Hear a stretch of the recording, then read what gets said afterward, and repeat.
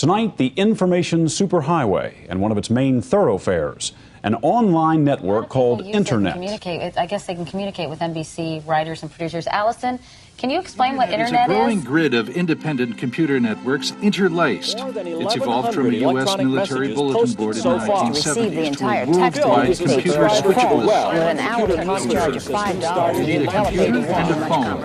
Ultimately, you're part of an international programs, archive, ideas. As the internet continued to grow in the mid to late 1990s, it would come to transform society on a global scale. The biggest change came in the form of instant communication. As long as you had an internet connection, you could talk to anyone on Earth, assuming of course they were also connected to the internet. And around the millennium shift, you had over 350 million connected people to choose from. The thing is, the internet was not designed with things like anonymity and privacy in mind, so everything you do and say online can, and in many cases will, be tracked, recorded and traceable back to you. Some people are very concerned about their privacy, and in the mid-1990s, one such group of people was the United States federal government. A team of computer scientists and mathematicians working for a branch of the US Navy known as the Naval Research Laboratory, abbreviated as NRL, began development of a new technology known as onion routing. Onion routing would allow for anonymous bidirectional communication, where the source and destination cannot be determined by a midpoint. This is accomplished by creating something known as an overlay network. An overlay network is simply a network that is built on top of another network, in this case the internet. So instead of using the normal unencrypted internet, also known as the surface web, your traffic goes through an overlay network. Now, there are many different types of overlay networks, but a network using onion routing technology would be classified as a darknet. A darknet can only be accessed via specific software and/or authorization. In case that was hard to follow, all you need to know is that people working for the US government created a system which will allow for anonymous communication over the internet. However, the people over at NRL soon realized a major limitation. The United States government can't simply run an anonymity system for everybody and then use it themselves only, because then every time a connection came from it, people would say, oh, it's another CIA agent looking at my website, if those are the only people using the network. So you need to have other people using the network so that they blend together. So what he's saying is that for the network to be truly anonymous, it has to be available to everyone and not just the US government. So the NRL was forced to release their onion routing technology to the public. The technology was eventually released under an open source license and became Tor. Tor stands for the Onion Router and is the software you need to download to be able to access this network of onion routers. Today, millions of people across the globe use Tor for a multitude of purposes, everything from innocent daily browsing to criminal activities. And while it is the most popular, Tor is but one amongst numerous darknets. Together, they all make up the dark web.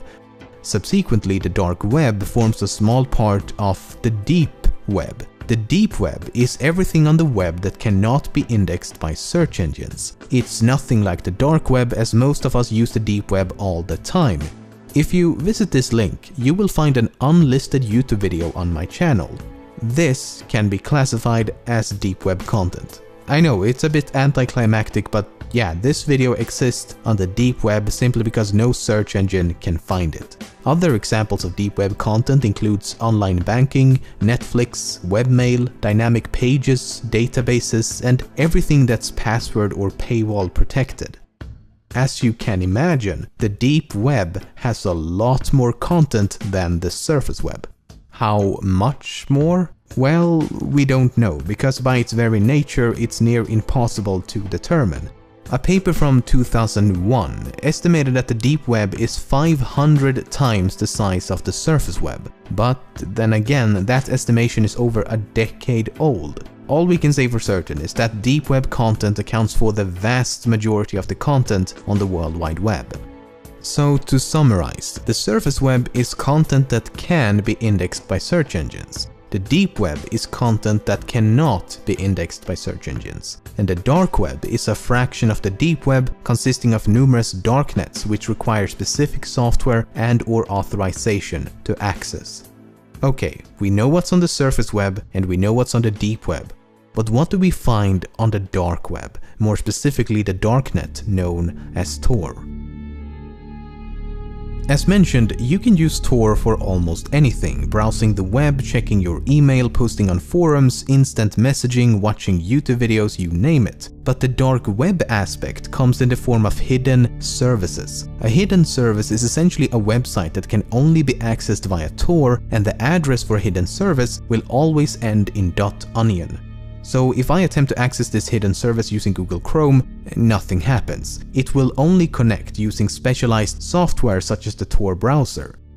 This is the dark web. Well, one site on the dark web. This specific site is known as the Hidden Wiki and attempts to list as many publicly known hidden services as possible. Facebook operates a hidden service, the search engine DuckDuckGo is another. But this is about as far as I will go, because there is definitely a darker side to the dark web. Anonymity attracts a vast variety of people and can be used for both licit and illicit purposes. In October of 2013, the FBI took down the online drug marketplace known as Silk Road. The website had been in operation since the beginning of 2011, with a total revenue estimated at $1.2 billion. News about the Silk Road website brought the dark web out of the dark and right into the public eye. This graph shows daily traffic over the Tor network before Silk Road was mentioned in mainstream media. This is after. Only a few months after Silk Road had been taken down, ex-administrators of the site launched Silk Road 2.0. However, in late 2014, the FBI arrested the admins and the second marketplace was taken down as well. A few hours after that, Silk Road 3.0 was launched and the seemingly endless spiral continues. And keep in mind that Silk Road was just one website among many. You can find numerous others just like it, selling every illegal drug you can imagine and more.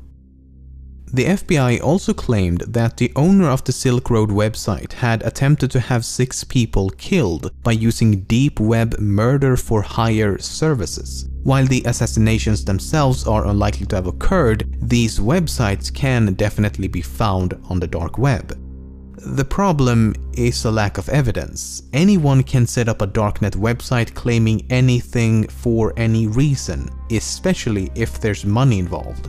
One such website was recently hacked, and several emails by the admins would suggest the website is indeed a scam set up to make money. One message reads, "We receive orders to kill people from all over the world. However, our site is fake and we don't have any hitmen. We forward the orders to police departments where the targets are located." And in yet another email, they bluntly state, "This website is to scam criminals of their money."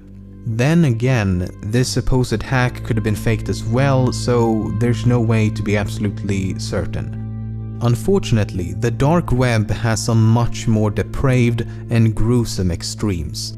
Many websites contain various forms of sexualized torture and killing of animals, and child pornography sites are a huge problem on the dark web. A site known as Lolita City, which has now been taken down, contained over 100 gigabytes of photos and videos and had around 15,000 members. Another website known as Playpen was taken down by the FBI in 2015, which may have been the largest child pornography site on the entire dark web, with over 200,000 members.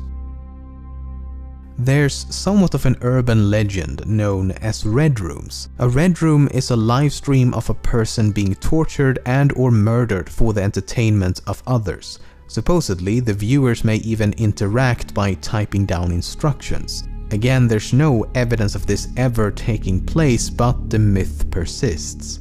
Not too long ago, a .onion link appeared on various forums which would take you to a page claiming that a Red Room style livestream would shortly begin. The victims were supposedly captured ISIS terrorists, and the soon-to-be killers promised hours of torture. Though the first hour would be family friendly. You know, for all the kids staying up late to watch a person being brutally murdered live on the dark web. After much morbid anticipation, the live stream went live and viewers were greeted by a plate of bacon.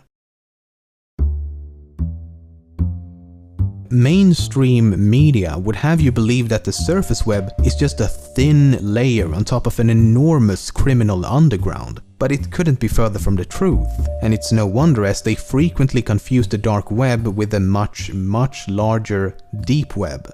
A recent study from early 2016 found that out of 2,723 active .onion websites on the Tor network, 1,547 contained illicit content, so that's over half. This includes pornographic material, drugs, money laundering, cyber terrorism, contract killers, trading of firearms and weapons, etc. But only 3 to 6% of all Tor users actually use these hidden services, so only 3 to 6% use the dark web. The vast majority exclusively use Tor to protect their privacy and to browse the surface web anonymously and have never visited a .onion website. So while there's no question that the dark web contains some of the most horrific content on the entire web, it's nowhere near as extensive as some make it out to be. Okay, here's a question then. How do you prevent criminals from using these services while still allowing lawful citizens to protect their privacy? The answer is quite simple. You don't. You can't restrict something that is by its very nature meant to be unrestricted. That's the problem with anonymity. Anyone can do or say anything, so we have no choice but to take the good with the bad. Even if law enforcement agencies had the ability to shut the entire network down completely, they wouldn't, because the US government need Tor as much as anybody else. Remember, they created this technology, and they did not create this technology just so they could release it to the public for free. It was only released to the public as public usage is an essential part of what makes Tor anonymous. It takes us right back to this. The United States government can't simply run an anonymity system for everybody and then use it themselves only, because then every time a connection came from it, people would say, oh, it's another CIA agent. Who do you think funds the Tor project? In 2007, 100% of the Tor project's funding came from the US government. In 2008, 86%. In 2009, 90%. In 2010, 94%. In 2011, 78%. In 2012, 81%. In 2013, 94%. A government agent working undercover is as much in need of online anonymity as a terrorist, pedophile, or whistleblower. It's everyone or no one. That's the unfortunate truth.